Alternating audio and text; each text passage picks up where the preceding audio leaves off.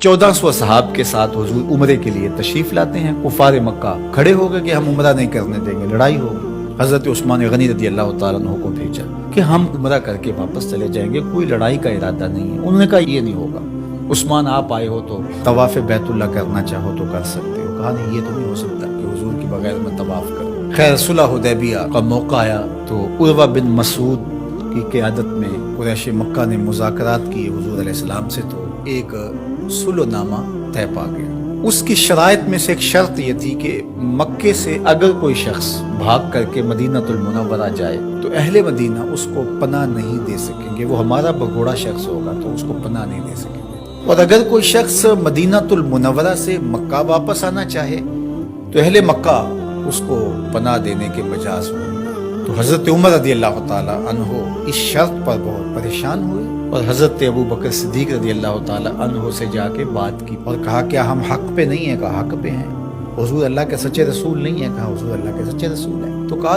1400 की तादाद माकूल है, फिर हम दब के सुलह क्यों करें? सुलह की शराइत बराबर की होनी चाहिए।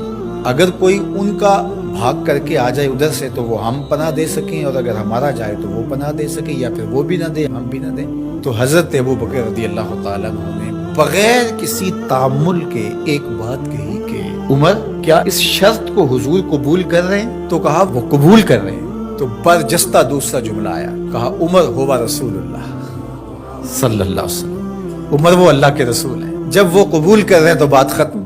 ये था वो तयक्कुन। इसको इस मफहूम में भी ले सकते हैं, अकल कुर्बान कुम बपेशे मुस्तफा। यहाँ पे सारे रास्ते बंद हो जाते हैं, ये है वो यकीन। तो कहा हुआ रसूलुल्लाह, ये बरजस्ता जुमला है जो यकीन की बिजलियां भर देता है रूहों के अंदर। ये कोई हरज नहीं है कि किसी भी मसला शरी और किसी भी दीनी अमर में आप लाजक तलाश कर लें, मिल जाए तो अच्छी बात है, लेकिन ये मिजाज बनाना कि इसका लाजक क्या है, इसका लाजक क्या है।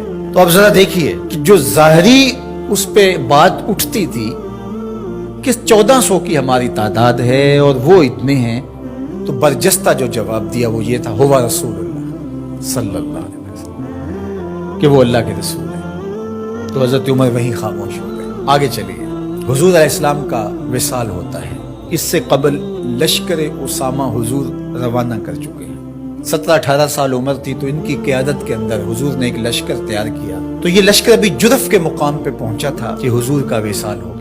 खबर पहुंच गई तो अब हजरत उसामा कैसे बढ़ सकते थे, वापस आ गए। तो तदफीन के बाद हजरत सैयदना अबू बकर सिद्दीक रज़ी अल्लाह तआला अन्हु जो कि खलीफा बना दिए गए थे, उन्होंने जो हुक्म जारी किया वो ये था कि उसामा बिन ज़ैद अपने हदफ पे दोबारा रवाना हो। तो सहाबा ने कहा कि बड़े बड़े जंगी माहिरीन इस लश्कर के साथ हैं, तो पीछे से अगर हमला हो गया तो ये नुकसान का सबब और जरिया बन सकता है। लिहाजा हिकमत ये है कि इस लश्कर को अभी कुछ देर के लिए रोक लिया जाए। तो मैंने यकीन की बात सैयदना सिद्दीक़ अकबर के हवाले से आपके सामने रखना शुरू की है, तो सुनिए क्या जवाब आता है। उन्होंने जवाब में कहा, वल्लाह अगर मुझे यकीन हो कि जानवर दरिंदे जंगलों से आके मेरे बदन की बोटियां भी नोच लें, तब भी लश्कर उसामा को भेजूंगा, इसलिए कि इसको रवाना अल्लाह के रसूल फरमा चुके। फिर उसका नतीजा क्या हुआ?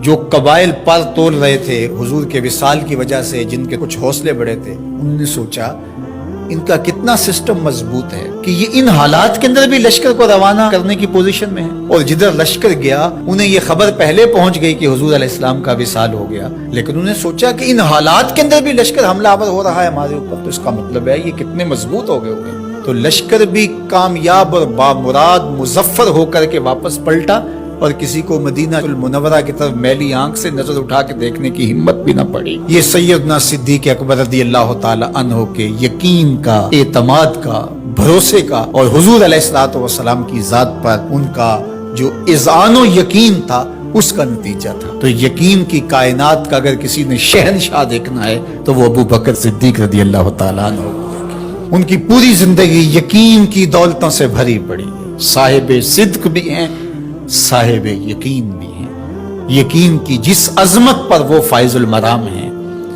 तो उनकी गर्दे राह भी अगर नसीब हो जाए तो यकीन की दौलत नसीब होती है।